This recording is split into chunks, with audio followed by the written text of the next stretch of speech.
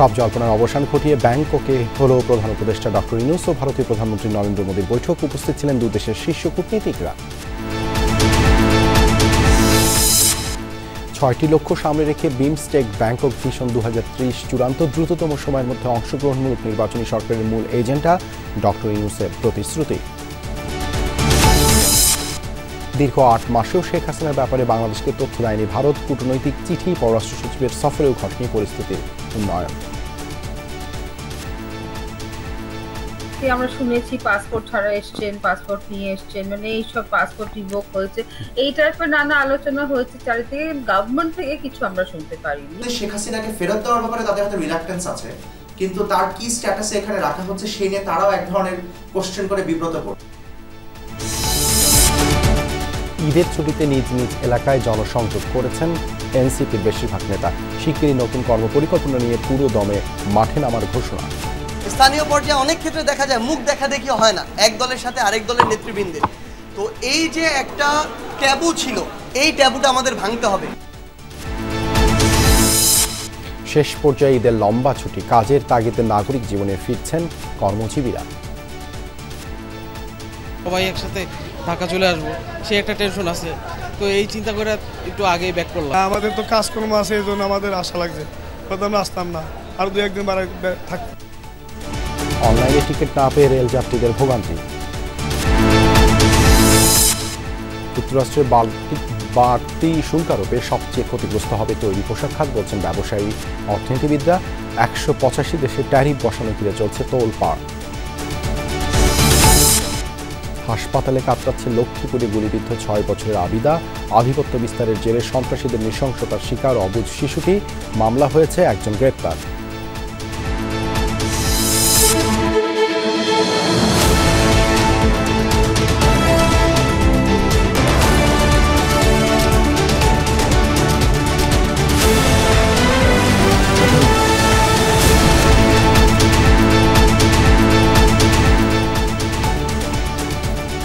দেখছিলেন শিরোনামগুলো। এছাড়াও দেশ বিদেশের আরও খবর নিয়ে দুপুরে বাংলাদেশে আপনাদের সাথে আছি আমি দেবাশিস রঞ্জন সরকার।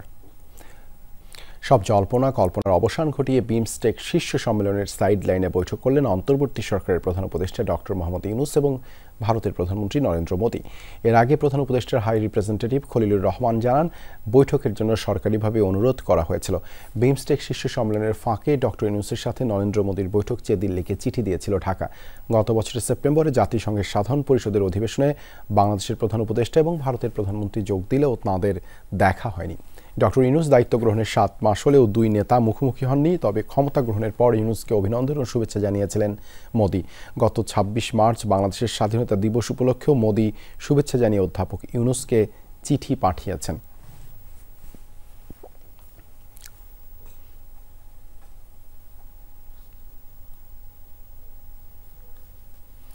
এ ব্যাপারে আরও জানাতে যুক্ত হচ্ছেন সহকর্মী তৌহিদ হোসেন। তিনি আছেন থাইল্যান্ডের রাজধানী ব্যাংককে। তৌহিদ, প্রধান উপদেষ্টার সাথে ভারতীয় প্রধানমন্ত্রীর বৈঠক সম্পর্কে কি কি বিষয় জানতে পারলেন?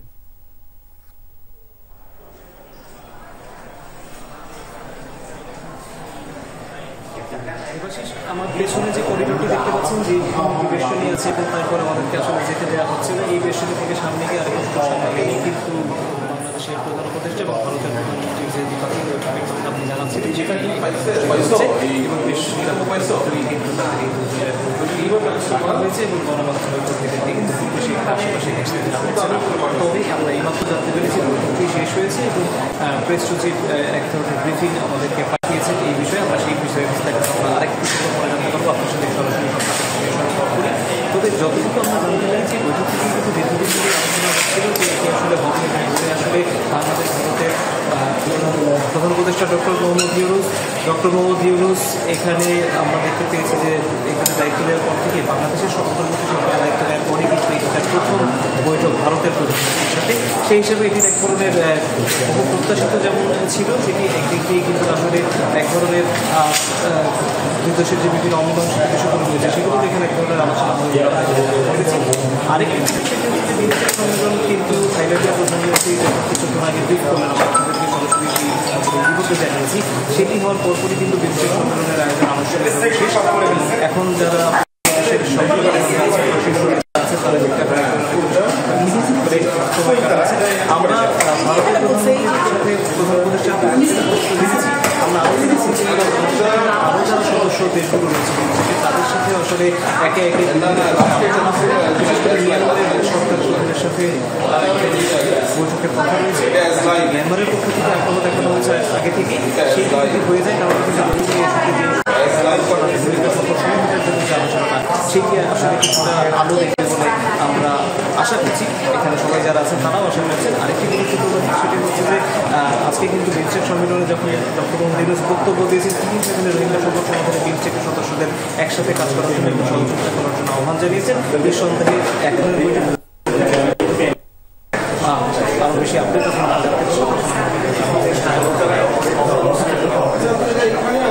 ধন্যবাদ তৌহিদ যুক্ত হবার জন্য।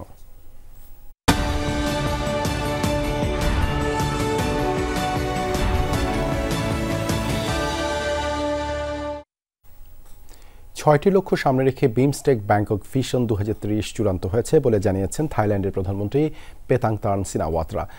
বিমস্টেক সম্মেলনের শেষে আনুষ্ঠানিক ব্রিফিংয়ে তিনি কথা জানান। বিমস্টেক সম্মেলনের ৬ষ্ঠতম আয়োজন এবং ১৩টি এজেন্ডার বিষয় নিয়ে ব্রিফিং করেন প্রধানমন্ত্রী থাইল্যান্ডের।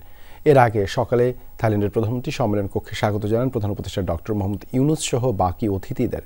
এরপরই শুরু হয় সমাপনী আয়োজন। মঞ্চে উপস্থিত হন সদস্য দেশগুলোর সরকার ও রাষ্ট্রপ্রধানরা। এরপরই সমাপনী অনুষ্ঠানে বক্তব্য রাখেন তিনি। এ সময় মিয়ানমার ও থাইল্যান্ডে হওয়া ভয়াবহ ভূমিকম্পে নিহতদের স্মরণে ১ মিনিট নীরবতা পালনের আহ্বান জানান প্রধান উপদেষ্টা। তার বক্তব্যে বলেন, দ্রুততম সময়ে প্রয়োজনীয় সংস্কার শেষে অংশগ্রহণমূলক নির্বাচন আয়োজনই সরকারের মূল এজেন্ডা। তাছাড়া সুশাসন প্রতিষ্ঠা, দুর্নীতির বিরুদ্ধে লড়াই ও অর্থনীতির প্রতিটি স্তরে শৃঙ্খলা ফেরানোর জন্যও এই সরকার কাজ করছে জানান তিনি। বিমস্টেক অঞ্চলের টেকসই উন্নয়ন এবং অর্থনৈতিক স্থিতিশীলতার জন্য নবায়নযোগ্য শক্তি, আন্তঃসীমান্ত বিদ্যুৎ বাণিজ্য ও শক্তি দক্ষতা বৃদ্ধির জন্য একত্রে কাজ করার উপর জোর দেন তিনি। এর আগে থাইল্যান্ডের কাছে আসিয়ান জোটে বাংলাদেশের অন্তর্ভুক্তির ব্যাপারে সমর্থন চান অন্তর্বর্তী সরকারের প্রধান উপদেষ্টা ডক্টর মোহাম্মদ ইউনূস। ষষ্ঠ বিমস্টেক শীর্ষ সম্মেলনের সমাপনী আয়োজনের আগে একটি ব্রেকফাস্ট মিটিং হয় সাংগ্রিলা হোটেলে। সেখানে যোগ দিয়েই তিনি এই সমর্থন কামনা করেন। এ সময় তার সাথে বৈঠক করে থাইল্যান্ডের শীর্ষ কূটনীতিকদের একটি প্রতিনিধি দল, যার নেতৃত্ব দেন দেশটির প্রধানমন্ত্রী অভিজিৎ ভেজ্জাজিভা। তাছাড়া ১৯ বিশিষ্ট ব্যক্তির মধ্যে ছিলেন বিভিন্ন ব্যাংক ও বিনিয়োগ প্রতিষ্ঠানের কর্ণধার, বিশ্ববিদ্যালয়ের উপাচার্য এবং শীর্ষ গণমাধ্যমগুলোর সম্পাদকরা।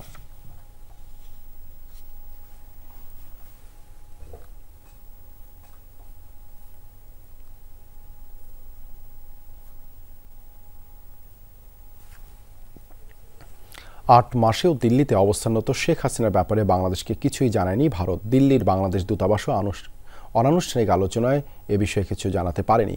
তবে রাষ্ট্রীয় অতিথি হিসেবে কড়া নিরাপত্তার মধ্যে দেশটিতে শেখ হাসিনা থাকছেন বলে জানিয়েছে দূতাবাস। ভারতীয় বিশ্লেষকদের ধারণা, ঢাকা চাইলেও শেখ হাসিনাকে খুব সহজে ফেরত দেবে না দিল্লি।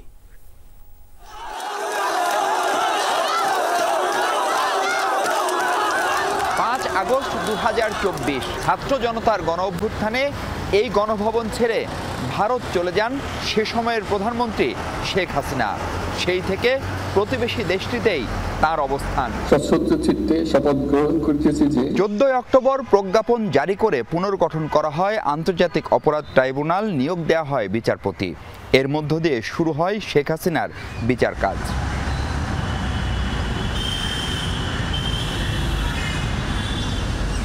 বিচার প্রক্রিয়া শুরুর পর ডিসেম্বরে শেখ হাসিনাকে ফেরত চেয়ে দিল্লিকে কূটনৈতিক পত্র পাঠায় পররাষ্ট্র মন্ত্রণালয়। অবশ্য তার আগেই ঢাকা সফর করে গেছেন ভারতের পররাষ্ট্র সচিব বিক্রম মিস্ত্রি।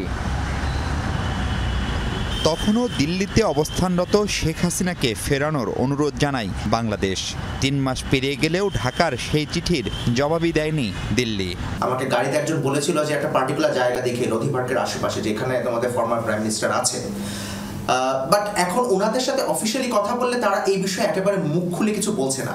ইভেন আনঅফিসিয়ালিও ধরেন যদি জিজ্ঞেস করি যে এই ব্যাপারে আপনাদের মনোভাব কি বা আপনাদের গভর্নমেন্টের মনোভাব কি, সে ব্যাপারে পুরোপুরিভাবে খোলাসা করে কিছু বলছে না। ইউনানিমাসলি শেখ হাসিনাকে ফেরত দেওয়ার ব্যাপারে তাদের হাতে রিলাক্টেন্স আছে, কিন্তু তার কি স্ট্যাটাসে এখানে রাখা হচ্ছে সেই নিয়ে তারাও এক ধরনের কোশ্চেন করে বিব্রত করছে যে ওনাকে এখানে যথেষ্ট হাই সিকিউরিটিতে রাখা হয়েছে, যে ওদের বলে জেড ক্যাটাগরি। ১৭ অক্টোবর নিয়মিত ব্রিফিংয়ে দিল্লি জানায় রাষ্ট্রীয় অতিথি হিসেবে ভারতেই থাকবেন Sheikh Hasina. She had come here at a short notice for safety reasons and she continues to be. প্রশ্ন হলো কোন স্ট্যাটাসে ভারতের কোথায় থাকছেন আওয়ামী লীগ প্রধান? আমরাও ঠিক জানি না এক্স্যাক্টলি। আমরা শুনেছি পাসপোর্ট ছাড়া এসছেন, পাসপোর্ট নিয়ে এসছেন, মানে এইসব পাসপোর্ট রিভোক হয়েছে, এই টাইপের নানা আলোচনা হয়েছে চারিদিকে। গভর্নমেন্ট থেকে কিছু আমরা শুনতে পারিনি, সো সত্যি জানি না। বাংলাদেশ যদি ইন্টারন্যাশনাল কোর্ট অফ জাস্টিস বা ওরকম কোন ইন্টারন্যাশনাল ট্রিবিউনালের কাছে যায়, তখন সিচুয়েশনটা কি দাঁড়াবে।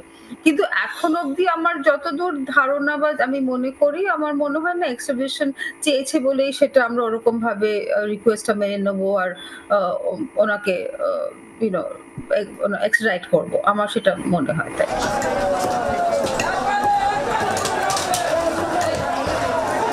ভারত আনুষ্ঠানিকভাবে কিছু জানাক বা না জানাক আপাতত দিল্লিতেই থাকছেন শেখ হাসিনা।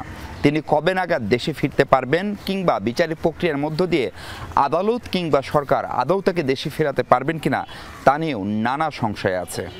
মাহফুজ মিশু, যমুনা নিউজ, ঢাকা। ঈদের লম্বা ছুটিতে নিজ নিজ এলাকায় জনসংযোগে ব্যস্ত জাতীয় নাগরিক পার্টি এনসিপির নেতারা। তবে ব্যতিক্রম দলের প্রধান নাহিদ ইসলাম।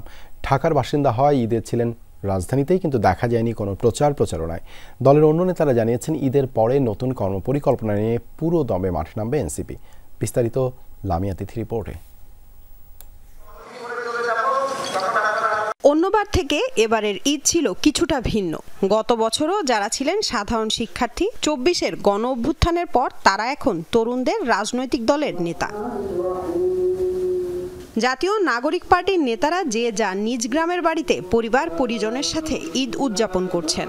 স্থানীয় মানুষের সাথে ঈদগাহে পড়েছেন ঈদের নামাজ। ঈদ পরবর্তী সময়েও চালিয়েছেন গণসংযোগ।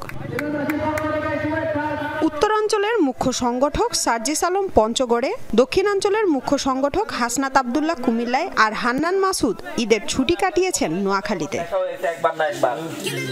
সার্জিস আলমের কাছে জানতে চাওয়া হয় কেমন কাটলো এবারের ঈদ, কি ভিন্নতা ছিল এবার। আওয়ামী লীগকে দেশের এবং দেশের বাইরের কিছু এজেন্সি, কিছু দেশ কিংবা কিছু মানুষ একটা ন্যারেটিভ সেট করে দিত, সেভাবে ধর্মীয় মূল্যবোধ এমনকি ঈদের কালচারগুলোকেও মডিফাই করা হতো। আমরা মনে করি যে এবারের যে ঈদ, এই ঈদের সবচেয়ে বড় স্পেশাল জায়গাটা হচ্ছে যে কেউ আপনাকে কোনো ন্যারেটিভ সেট করে দিবে না। এনসিপির মাঠে রাজনীতি নিয়েও কথা বলেন নেতারা।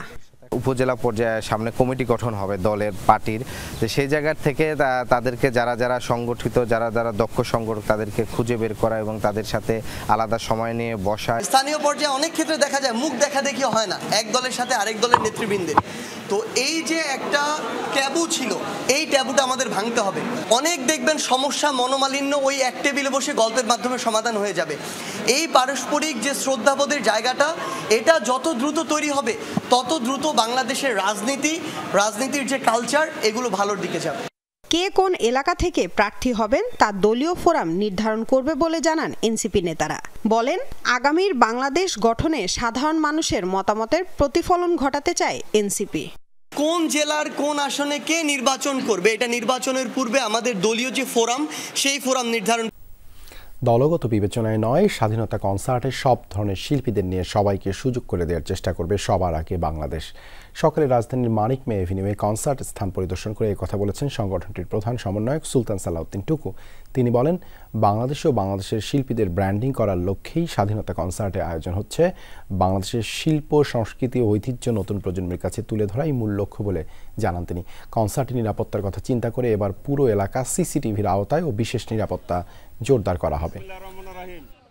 সবার আগে বাংলাদেশ ঢাকা টিম, যাদের প্রতিভা রয়েছে, এই প্রতিভাগুলি আমরা মানুষের সামনে তুলে ধরতে চাই এবং আমাদের সাংস্কৃতিক কৃষ্টি কালচার নিয়ে আমরাই পথ চলতে চাই এবং নতুন প্রজন্মের কাছে আমাদের যে সাংস্কৃতিক ঐতিহ্য সেটি আমরা তুলে ধরতে চাই। যুক্তরাষ্ট্রের বাড়তি শুল্ক আরোপে সংকটে রপ্তানিমুখী শিল্প সবচেয়ে ক্ষতিগ্রস্ত হবে তৈরি পোশাক খাত। চাপ সামলাতে না পারলে কিছু কারখানা বন্ধ হয়ে যেতে পারে আশঙ্কা ব্যবসায়ী ও অর্থনীতিবিদদের। তাদের ধারণা, আলোচনা চালিয়ে যাওয়ার সুযোগ আছে। এছাড়া সংকট কাটাতে পণ্যের বহুমুখীকরণের পাশাপাশি বিকল্প বাজার খোঁজারও পরামর্শ অর্থনীতিবিদদের। বাংলাদেশি রপ্তানি পণ্যের সবচেয়ে বড় বাজার যুক্তরাষ্ট্র। দেশটিতে বছরে গড়ে রপ্তানি হয় $8.5 বিলিয়ন পণ্য। এর প্রায় পুরোটাই তৈরি পোশাক। দেশটির বাজারে শুধু পোশাক রপ্তানি হয় $7.5 বিলিয়ন মতো। বাংলাদেশি পণ্য রপ্তানিতে 37% শুল্ক আরোপ করেছে যুক্তরাষ্ট্র। এতদিন 15% শুল্ক দিলেও এখন দিতে হবে প্রায় 2.5 গুণ বেশি। ক্রেতা প্রতিষ্ঠান এ বাড়তি শুল্কের দায় চাপিয়ে দিতে পারে উদ্যোক্তাদের উপর, যা অনেকের পক্ষে বহন করা সম্ভব নয় বলে মনে করেন ব্যবসায়ী ও অর্থনীতিবিদরা। যে ধাক্কাটা লাগবে, দেখেন আমাদের বায়ারদের যে একটা মানে মানসিকতা, তারা প্রথমেই তাদের উপরে যে চাপগুলো আছে সেগুলো তারা সাপ্লাইদের উপরে ট্রান্সফার করে দিতে চায়। এই প্রথম ধাক্কাটা যেটা আসবে সেটা অনেক ফ্যাক্টরিগুলোই হয়তোবা নিতে পারবে না, যে দাম কমাতে বলবে, সে দাম কমিয়ে কাজ করে, তাহলে তার ফ্যাক্টরি লসে চলে যাবে। ফলে কিছু কিছু ফ্যাক্টরি আসলে প্রথম ধাক্কাতে বন্ধ হয়ে যাওয়ার একটা সম্ভাবনা দেখা দিতে পারে। মনে রাখা দরকার, আমরা যে ধরনের পণ্য রপ্তানি করে থাকি মূলত স্বল্প লো এন্ড এবং মিডিয়াম এন্ড পণ্যগুলো, এগুলো তাদের স্বল্প আয় বা মধ্যম আয়ের মানুষই তারা কিনে থাকেন আমাদের পণ্যগুলো।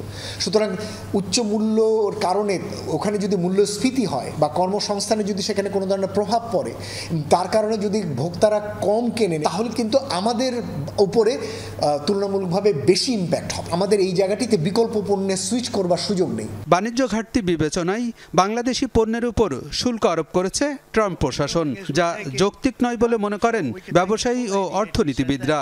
দেশটির প্রধান রপ্তানি পণ্যের উপর কোনো শুল্ক নেই। বিষয়টি তুলে ধরে মার্কিন প্রশাসনের সাথে আলোচনার পরামর্শ তাদের। আমরা সেকেন্ড আইটেম হিসেবে ইম্পোর্ট করি সোয়াবিন, থার্ড আমরা কটন ইম্পোর্ট করি। তো এই আইটেমগুলোতে কিন্তু আমাদের ট্যাক্স স্ট্রাকচার হলো 0, seed custom duty 0, supplementary duty 0। হয়তো হয়ে আছে যে রেসিপ্রোকাল, যে আমাদের টোটাল ডিউটি স্ট্রাকচার, বা টোটাল ডিউটি স্ট্রাকচার তো তার বিজনেসে হ্যাম্পার করছে না। ফলে এই জিনিসটা আমার মনে হয় যে আমরা আসলে একটু আমাদের এখন বোঝানো দরকার যারা ট্রাম্প প্রশাসনের সাথে জড়িত।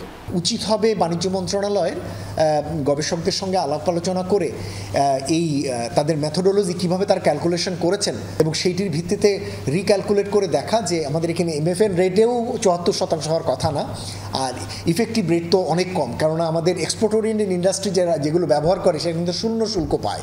সংকট কাটিয়ে উঠতে এবং একক বাজারের উপর নির্ভরতা কমাতে বিকল্প বাজার খোঁজার পরামর্শ অর্থনীতিবিদদের। বিকল্প বাজারের বিষয়টি সবসময়ই ছিল, এখন আরও গুরুত্বপূর্ণ হচ্ছে। একদিক থেকে বাংলাদেশের LDC গ্র্যাজুয়েশন রিলেটেড উদ্যোগ নেবার সূত্রপাত হচ্ছে এই ঘটনাটির মাধ্যমে। মার্কিন যুক্তরাষ্ট্র এখন MFN রেট বা উচ্চ শুল্ক আরোপের কারণে বাধ্য হয়েই এখন ট্যারিফের বিকল্প বা ট্যারিফের ভিতরে কিভাবে আমরা নেগোশিয়েট করতে পারি সেই জিনিসগুলোর কিন্তু এখন না উদ্যোগ গ্রহণ করে কোনো সুযোগ নেই। বিশ্ববাজারে প্রতিযোগিতায় টিকে থাকতে পোশাক শিল্পের সক্ষমতা বাড়ানো জরুরি বলেও মন্তব্য করেন অর্থনীতিবিদরা। আলমগীর হোসেন, যমুনা নিউজ, ঢাকা। যুক্তরাষ্ট্রের শুল্ক আরোপকে ঘিরে রাষ্ট্রনেতাদের একের পর এক হুমকি, পাল্টা হুমকিতে টালমাটাল বিশ্ব বাণিজ্য পরিস্থিতি। ট্রাম্পের শুল্ক নীতির জবাবে ইউরোপীয় ব্যবসায়ীদের যুক্তরাষ্ট্রে বিনিয়োগ বন্ধ করতে বলেছে ফ্রান্স। অন্যদিকে যুক্তরাষ্ট্র থেকে আমদানিকৃত পরিবহন সরঞ্জামের উপর মার্কিন কায়দাতেই 25% শুল্ক চাপিয়েছে কানাডা। পাল্টা পদক্ষেপ নেওয়ার হুঁশিয়ারি দিয়েছেন আরেক পরাশক্তি চীনও। বৃহস্পতিবার হঠাৎই ব্যবসায়ীদের সাথে জরুরি বৈঠকে বসেন ফরাসি প্রেসিডেন্ট ইমানুয়েল ম্যাক্রন। লক্ষ্য কিভাবে সামাল দেয়া যায় যুক্তরাষ্ট্রের ঘোষণা দেয়া নতুন শুল্কের বোঝা। মার্কিন শুল্কারোপের জবাবে এবার ইউরোপের ব্যবসায়ীদের যুক্তরাষ্ট্রে বিনিয়োগ স্থগিতের আহ্বান জানিয়েছেন ফরাসি প্রেসিডেন্ট। ট্রাম্পের সিদ্ধান্তকে ভিত্তিহীন আখ্যা দিয়ে তিনি দাবি করেন এই পদক্ষেপে যুক্তরাষ্ট্রই বেশি ক্ষতিগ্রস্ত হবে। যুক্তরাষ্ট্রের ঘোষিত সিদ্ধান্তটি নিষ্ঠুর ও ভিত্তিহীন। শুল্ক আরোপের মাধ্যমে বাণিজ্যের ভারসাম্যহীনতা সংশোধন করা সম্ভব নয়। শুল্ক আরোপ আমেরিকার অর্থনীতির উপরই প্রভাব ফেলবে। এখন আমাদের ঐক্যবদ্ধ থাকা প্রয়োজন। যুক্তরাষ্ট্রের চেয়েও ইউরোপের বাজার বড়। মার্কিন যুক্তরাষ্ট্রের সাথে দর কষাকষি না হওয়া পর্যন্ত দেশটিতে আমাদের বিনিয়োগ স্থগিত করা উচিত। বুধবার 185 দেশ এবং অঞ্চলের উপর বিশাল অঙ্কের শুল্কের বোঝা চাপান মার্কিন প্রেসিডেন্ট ডোনাল্ড ট্রাম্প। ন্যূনতম 10 থেকে সর্বোচ্চ 50% পর্যন্ত ট্যারিফের কবলে পড়ে দেশগুলো। ফলে ক্ষুব্ধ প্রতিক্রিয়া জানানো শুরু করেন বিশ্ব নেতারা। একে ট্রাম্পের খেপাটে আচরণ আখ্যা দিচ্ছেন তারা। প্রতিক্রিয়ায় যুক্তরাষ্ট্রের উপর দ্বিতীয় দফায় শুল্ক আরোপ করেছে প্রতিবেশী কানাডাও। এ দফায় দেশটি থেকে আমদানিকৃত যানবাহনের উপর পাল্টা 25% শুল্ক চাপিয়েছে অটোয়া। যুক্তরাষ্ট্র যে পদ্ধতিতে আমাদের উপর শুল্ক আরোপ করেছে, ঠিক একই পদ্ধতিতে আমরা তাদের থেকে আমদানি করা যানবাহনের উপর 25% শুল্ক আরোপ করছি। আমদানিকৃত যন্ত্রাংশের উপর এর কোনো প্রভাব পড়বে না। এই শুল্ক আরোপের শেষ দেখতে লড়াই চালিয়ে যাব। মার্কিন প্রেসিডেন্টের সিদ্ধান্তের বিরোধিতা জানিয়ে পাল্টা পদক্ষেপের হুঁশিয়ারি দিয়েছে অন্যতম শক্তিশালী অর্থনীতির দেশ চীন। চীন বারবার বলে এসেছে বাণিজ্য আর শুল্ক যুদ্ধের কোনো বিজয় হয় না। অভ্যন্তরীণ অর্থনীতিকে বাঁচাতে সুরক্ষাবাদের পথ টেকসই নয়। আমরা দৃঢ়ভাবে এমন সিদ্ধান্তের বিরোধিতা করি। বৈধ স্বার্থ রক্ষার্থে প্রয়োজনীয় ব্যবস্থা গ্রহণ করবে বেইজিং। এদিকে কানাডা, চীন, ফ্রান্স, ইউরোপ সহ কয়েকটি দেশ যুক্তরাষ্ট্রের বিরুদ্ধে পাল্টা পদক্ষেপের ঘোষণা দিলেও শুল্ক আরোপ ইস্যুতে ওয়াশিংটনের সাথে দর কষাকষির ছক কষছে জাপান, দক্ষিণ কোরিয়া, আর্জেন্টিনা সহ কয়েকটি দেশ। অনিক রহমান, যমুনা নিউজ। দুপুরে বাংলাদেশের প্রথম ঘন্টা থেকে বিদায় নিচ্ছি। পরের ঘন্টার খবর নিয়ে ফিরবেন সহকর্মী ছোঁয়া খন্দকার। সাথেই থাকুন।